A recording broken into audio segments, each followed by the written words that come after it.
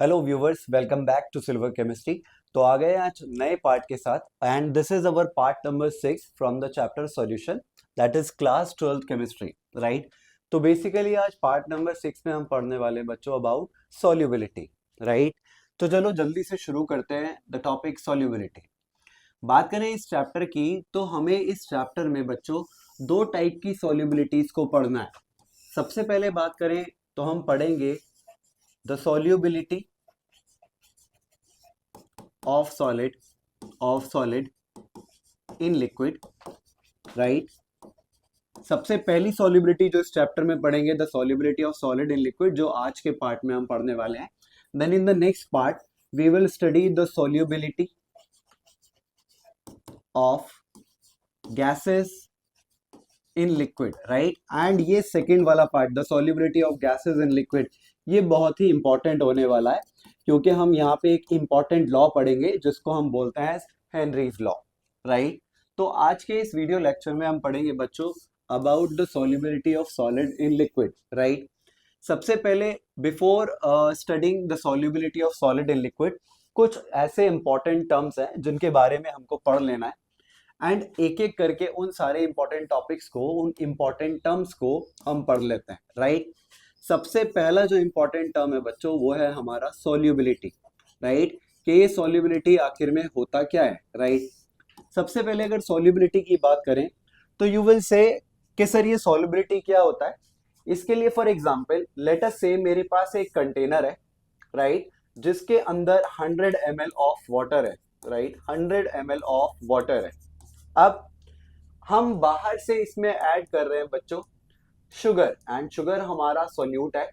And for instance मान लेना कि इस 100 ml ऑफ वाटर को जो हम इसके अंदर जब शुगर को ऐड कर रहे हैं तो ये जो सॉल्यूशन बनेगा इसका टेम्परेचर एंड प्रेशर फिक्स्ड है, राइट। तो ये जो शुगर यानी कि जिसको सोल्यूट बोलोगे, इस वाटर यानी कि जिसको सॉल्वेंट बोलोगे, तो कितना मैक्सिमम अमाउंट का शुगर आप इस पर्टिकुलर सॉल्वेंट यानी कि वाटर में ऐड कर सकते हो at a particular temperature and pressure, उसी को हम बोलते हैं सॉल्युबिलिटी। तो you will say the maximum amount of solute that can be dissolve in a given solvent at a particular temperature and pressure is called as solubility. अगर इसकी definition को अगर मैं यहाँ लिखूं तो you can also copy it down in your register और notebook. तो you will write the maximum amount of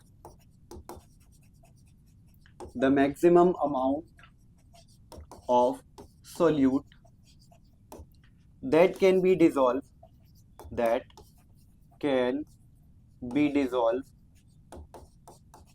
in a given solvent at a particular यानी कि fixed at a particular temperature and pressure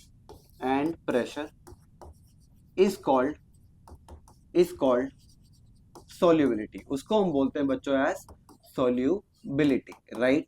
तो ये रहा हमारा सबसे पहला इंपॉर्टेंट टर्म।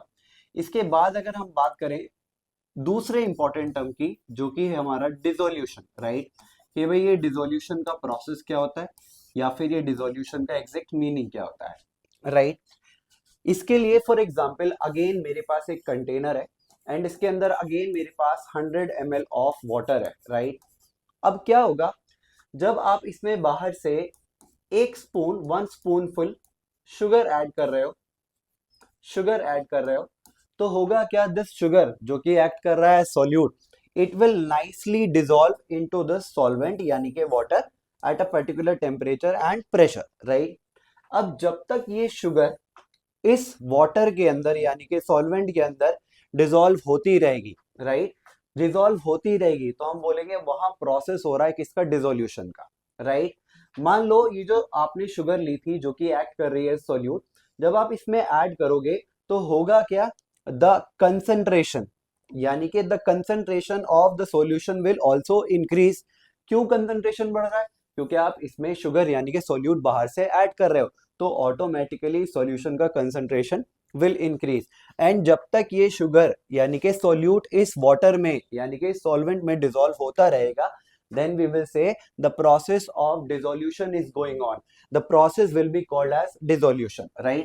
तो देखो डेफिनेशन से क्लियर होगा, मैं बोलूंगा when we add solute to a liquid या फिर solvent, the solute keeps on the solute keeps on dissolving, solute dissolve होता रहेगा, एंड जो उसकी कंसंट्रेशन है, and the concentration will increase, and उसकी कंसंट्रेशन बढ़ती रहेगी, एंड इसी प्रोसेस को, and this process is called dissolution, और इसी प्रोसेस को बच्चों हम क्या बोलते हैं, dissolution process. The process of mixing the solute into the solvent, जब तक वो डिसॉल्व हो जा रहा है तो उसको बोलेंगे हम एज डिसोल्यूशन। तो ये अगेन डेफिनेशन नोट कर सकते हो, when we add solute to a liquid और solvent, the solute keeps on dissolving and the concentration will increase, and this process is called as dissolution, right. अब मान लो यहाँ पे अगर हम थर्ड टर्म की बात करें तो उसको इससे रिलेट करेंगे, and the third important term is crystallization, right. Crystallization, बात करें इस क्रिस्टलाइजेशन की तो देखो होगा क्या। इसके लिए फॉर एग्जांपल अगेन मेरे पास एक कंटेनर है, और इस कंटेनर के अंदर लेट अस से हमारे पास अगेन वाटर है, and that is 100 ml, right. अब होगा क्या, अगर हम बाहर से इसमें शुगर अगेन यानी कि सोल्यूट ऐड कर रहे हैं, तो क्या होगा, लेट अस से आपने 5 ग्राम ऑफ शुगर इसमें ऐड करी, वो अच्छे से नाइसली डिसॉल्व हो गई। फिर से आपने 5 ग्राम ऑफ शुगर इसमें डिसॉल्व करी, वो अच्छे से डिसॉल्व हो गई, यानी कि डिसोल्यूशन का प्रोसेस हो रहा है। फिर से आपने 5 ग्राम ऑफ शुगर इसमें डिसॉल्व करी eight a particular temperature and pressure, वो अच्छे से डिसॉल्व हो गई। लेकिन जब आपने नेक्स्ट टाइम इसमें 5 ग्राम शुगर और ऐड करनी चाहिए, तो वो शुगर इसमें डिसॉल्व नहीं हुई, बल्कि अब उसके जो शुगर, ये जो शुगर के पार्टिकल्स थे, वो एज अ क्रिस्टल यानी कि इन द फॉर्म ऑफ क्रिस्टल्स वो नीचे जमा होने लगे। They start settling down eight the bottom, यानी कि अब आप उसमें और सॉल्यूट ऐड नहीं कर पा रहे हो, आप और शुगर ऐड नहीं कर पा रहे हो, और वहां पे आपको देखने को मिल रहे हैं क्या, the crystal form of this sugar. तब हम बोलेंगे कि यहाँ जो प्रोसेस हुआ है, अब ये प्रोसेस कहलाएगा क्रिस्टलाइजेशन, राइट। अगर क्रिस्टलाइजेशन की डेफिनेशन की बात करें तो देखो यहां लिखेंगे, when no more solute can be added to a solvent at a particular temperature and pressure, then the solute, और वो solute कुछ भी हो सकता है, then the solute will start settling at the bottom in the form of crystals, and this process is called, and this process, तब इस process को हम क्या बोलेंगे बच्चों, and this process is called crystallization. तब इस प्रोसेस को हम बोलेंगे एज क्रिस्टलाइजेशन, कि अब क्रिस्टलाइजेशन का प्रोसेस होने लगा जब और ज्यादा solute eight a particular temperature and pressure किसी सॉल्वेंट में या किसी सॉल्यूशन में डिसॉल्व होना बंद कर जाएगा, एंड वो सेटल होने लगेगा at the bottom in the form of crystals, तब हम उसको बोलेंगे the process of crystallization, right. Fourth important term की बात करते हैं यहां से बच्चों, सैचुरेटेड सॉल्यूशन। सैचुरेटेड सॉल्यूशन, अब देखो ये सैचुरेटेड सॉल्यूशन क्या होता है, चलो इसके लिए एक एग्जांपल से इसको समझते हैं। अगेन मेरे पास एक कंटेनर है, और उस 100 ml ऑफ, उसके अंदर 100 ml ऑफ वाटर है। अब हाइपोथेटिकल कंडीशन क्रिएट कर रहा हूं, मान लो ये जो 100 ml ऑफ वाटर है, यहां मैंने टेम्परेचर रखा हुआ है बच्चों 25 degree Celsius and 1 atm pressure, right. मैंने टेम्परेचर एंड प्रेशर को फिक्स कर दिया। अब फॉर इंस्टेंस मान लो कि इस पर्टिकुलर सॉल्वेंट में at this temperature and pressure सिर्फ और सिर्फ 25 gram of sugar he dissolve हो सकती है, यानी कि 25 ग्राम ऑफ शुगर डिसॉल्व हो सकती है। एंड अभी के लिए फॉर द टाइम बीइंग इस 100 ml ऑफ वाटर में at this temperature and pressure 25 gram of sugar already present है, अभी इसके अंदर है। अब मैं बोलूं क्या मैं और शुगर को इसके अंदर ऐड कर सकता हूं बाहर से, क्या मैं और शुगर इसमें यानी कि और सोल्यूट ऐड कर सकता हूं? तो आंसर इज नो, राइट। जब हम बाहर से और सोल्यूट डिसॉल्व नहीं कर सकते हैं in a particular solution at a particular temperature and pressure, then the solution will be called as saturated solution। यानी कि अगर मैं बात करूं इसका डेफिनेशन का, तो you will right when no more solute can be added to a to a to a given solution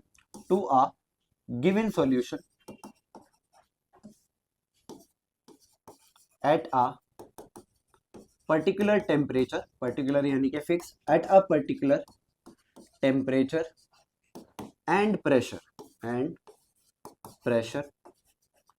is called saturated solution. यानी कि जब आप बाहर से और सॉल्यूट को ऐड नहीं कर सकते in a given solution at a particular temperature and pressure, then that solution will be called as saturated solution, right.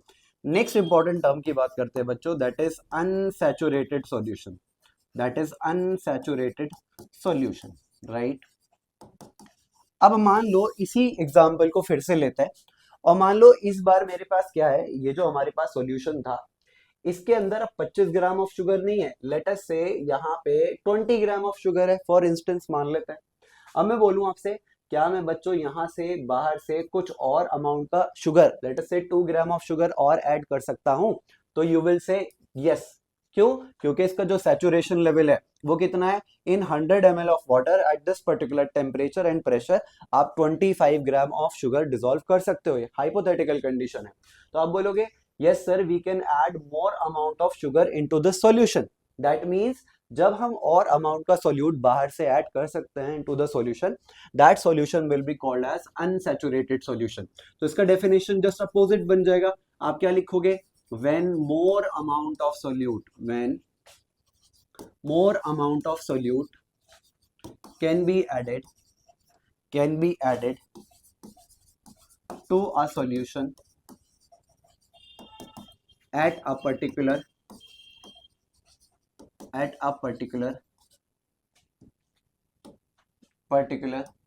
temperature and pressure is called unsaturated solution। तब हम उस सॉल्यूशन को क्या बोलेंगे बच्चों, एज अनसैचुरेटेड सॉल्यूशन। मैंने लिख भी दिया है when more amount of solute can be added to a solution at a particular temperature and pressure, then it will be called as unsaturated solution। Last important term की बात करते हैं बच्चों, that is super saturated solution, right. तो देखो super saturated solution की अगर बात करें तो आप बोलोगे जब किसी पर्टिकुलर सॉल्यूशन में मोर अमाउंट ऑफ सोल्यूट प्रेजेंट रहता है देन इट्स सैचुरेशन लेवल, मतलब उसके सैचुरेशन लेवल से ज्यादा अमाउंट का सोल्यूट प्रेजेंट रहता है, तब हम उसको बोलते हैं as super saturated solution, right. तो मैं देखो लिख भी देता हूं इसका डेफिनेशन यहाँ पे। तो आप बोलोगे when a solution contain more amount of solute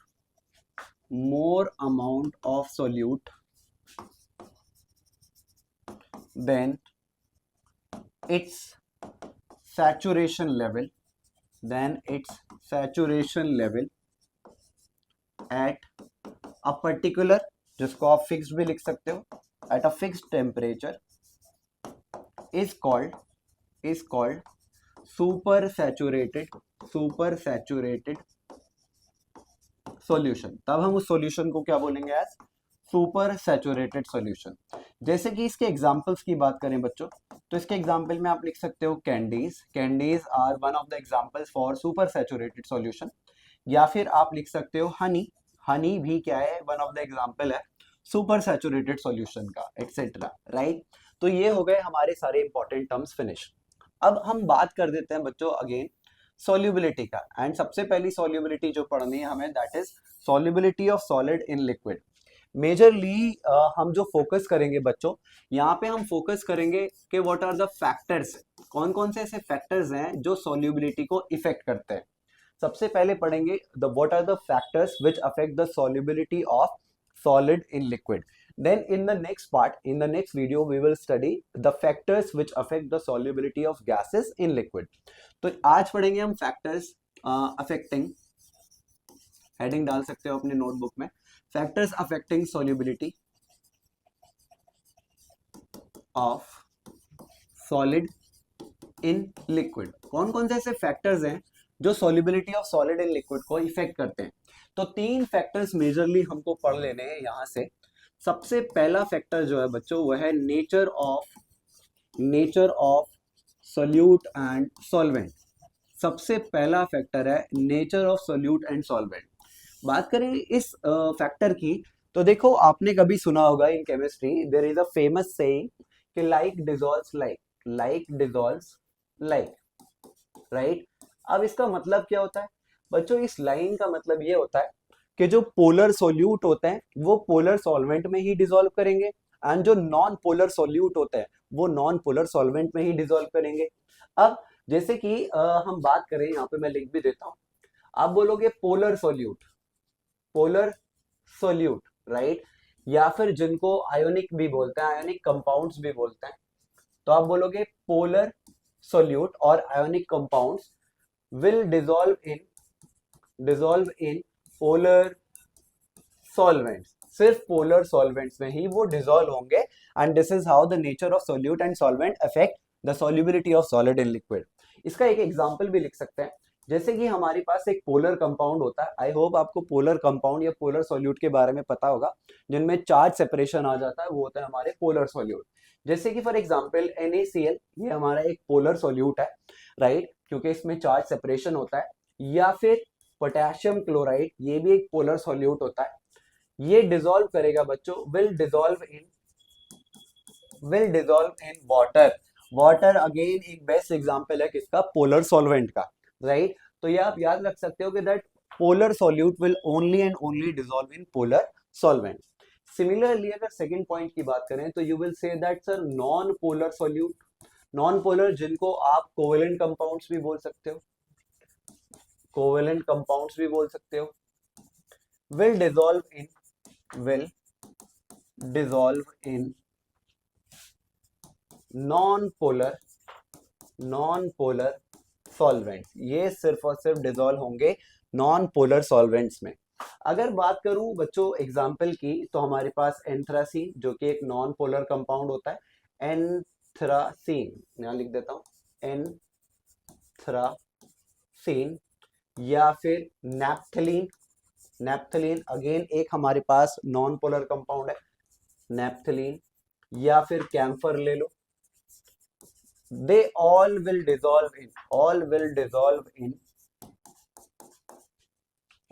dissolve in benzene, या तो ये बेंजीन में डिसॉल्व होंगे जो कि अगेन हमारे पास एक्ट करता है most of the time as non polar solvent, या फिर ये डिसॉल्व होंगे कार्बन टेट्राक्लोराइड में, या फिर ये डिसॉल्व हो सकते हैं ईथर में, या फिर ये डिसॉल्व हो सकते हैं कार्बन डाइसल्फाइड एंड एटसेट्रा में। तो प्रिसाइजली इन शॉर्ट कहने का मतलब है कि नॉन पोलर सोल्यूट जो या जिनको कोवेलेंट कंपाउंड्स भी बोला जाता है, they will only and only dissolve in non-polar solvents, right? So this is the first factor which will affect the solubility of solid in liquid. Coming to the factor number 2, that is temperature, right? Temperature. अब बच्चों ये जो temperature है ये effect लाएगा कि हमको देखना पड़ेगा कि जो नेचर है डिसोल्यूशन का वो कैसा है। तो this factor will depend on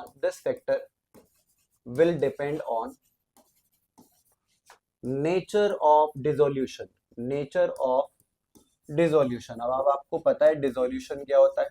अब देखो इस लाइन का कहने का मतलब क्या है कि मान लो अगर मेरे पास डिसोल्यूशन प्रोसेस जो है वो एंडोथर्मिक है, मीनिंग सर अगर मुझे किसी सॉल्वेंट के अंदर, मान लो इसके अंदर कोई सॉल्वेंट है और मुझे इस बाहर से इसमें कोई सॉल्यूट ऐड करना है and for adding this solute into this solvent, मुझे इस सॉल्यूट को बाहर से ऐड करने के लिए सॉल्वेंट में मुझे कुछ अमाउंट का हीट देना पड़ेगा। That means the process is endothermic, क्योंकि बाहर से हीट देना पड़ रहा है। एंडोथर्मिक में हम बाहर से हीट देते हैं for the process to happen. तो ये जो सॉल्यूट है, अगर इसको डिसॉल्व करना है इस सॉल्वेंट के अंदर, तो आपको बाहर से some amount of heat is you have to supply, right. अब मैं बोलूंगा if the process is endothermic, अगर प्रोसेस एंडोथर्मिक है, देन तब होगा क्या, then the solubility of solid in liquid, जो solubility है बच्चों सॉलिड की लिक्विड के अंदर, will increase, वो बढ़ेगी, will increase with the increase in temperature, मतलब जैसे जैसे बाहर से टेम्परेचर बढ़ाओगे, more and more amount of solute can be dissolve into this solvent. तो हम बोलेंगे अगर प्रोसेस एंडोथर्मिक है and you are increasing the temperature, then solubility will also increase. लेकिन अगर यही प्रोसेस हमारा एक्सोथर्मिक होगा, देन तब क्या होगा, मान लो हमारे पास एक कंटेनर है और उसके अंदर some amount of solvent is there, and आप बाहर से इसमें ऐड कर रहे हो solute, and when you are adding the solute into the solvent, तो some amount of heat is being release, कुछ अमाउंट की हीट ऑलरेडी निकल रही है, मतलब जितनी हीट उसके अंदर प्रेजेंट है वो काफी है इस सॉल्यूट को इस सॉल्वेंट में डिसॉल्व करने के लिए, and the extra amount of heat is getting liberated out. But अगर आप इसमें बाहर से और हीट सप्लाई करो तो होगा क्या, हो सकता है ये जो सॉल्यूट है एंड ये जो सॉल्वेंट है इसका डिकम्पोजिशन होना स्टार्ट हो जाए। When you supply the heat from the outside, may be the decomposition of solute and solvent may take place, क्योंकि उसको जरूरत नहीं है बाहर से और अमाउंट के हीट का। यानी कि जब आप टेम्परेचर बढ़ा रहे हो तो इस केस में when the process is exothermic, तो the solubility will decrease, right. तो हम बोलेंगे when the process is exothermic, मतलब हीट इज बीइंग रिलीज, उसको और हीट का जरूरत नहीं है, then after increasing the temperature, दोबारा लिख देता हूं, after increasing the temperature, the solubility, जो सॉल्युबिलिटी है वो घट जाएगी, द सॉल्युबिलिटी विल डिक्रीज। किस केस में, जब प्रोसेस हमारा एक्सोथर्मिक है। यानी कि कहने का मतलब क्या है, if the process is exothermic and you are increasing the temperature, then the solubility of solid in liquid will automatically decrease. तो ये हो गया हमारा दूसरा फैक्टर फिनिश। बात करेंगे लास्ट फैक्टर की, जिसको हम बोलते हैं as pressure, right. The last factor is pressure. बच्चों याद रखना, ये जो प्रेशर है इसका कोई सिग्निफिकेंट ऐसा खासा इंपैक्ट होता नहीं है on the solubility of solid in liquid, इसका कोई ऐसा प्रभाव नहीं है। तो आप डायरेक्ट लिख सकते हो this factor has no significant impact on the solubility of solid in liquid, right। तो इस फैक्टर का यानी कि प्रेशर का कोई ऐसा इम्पैक्ट नहीं है, ऐसा सिग्निफिकेंट इम्पैक्ट नहीं है on the solubility of solid in liquid, but ये जो प्रेशर है इसका बहुत ही ज्यादा इम्पैक्ट होगा on the solubility of gases in liquid, जो कि हम पढ़ने वाले हैं नेक्स्ट वीडियो में, राइट। तो this is all about the solubility of solid in liquid. Next video में we will study about the solubility of gases in liquid, जहां हम एक इंपॉर्टेंट लॉ पढ़ेंगे, that is Henry's law, and उससे related कुछ numericals करेंगे। Video अच्छी लगी तो प्लीज लाइक करें, do share and subscribe the channel.